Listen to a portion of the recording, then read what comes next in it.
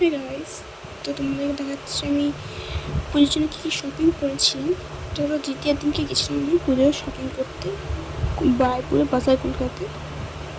তো আমি এখান থেকে ওই লাস্ট মিনিট শপিং যেটাকে বলি সেই করেছি। আমি পেজে গেছি, ওখানে গিয়ে আমি একটা জিন্স চুজ করে নিচ্ছি। এটা পেয়েছে, তুমি পরে দেখাচ্ছি পেয়েছে। আর যারা পুজোর ভিডিও দেখবে তো দেখে নেবে আমি এটা পরেছি এই যে। আর এরপর আমরা দুটো প্যান্ট নিয়ে বেরিয়ে গেছি। তো এরপর আমি গেছি আমার শুয়ে শপিং করতে, জুতো শপিং করতে। তো আমি একটা বুট নিয়েছি আর একটা আমি নর্মাল ওয়্যার নিয়েছি।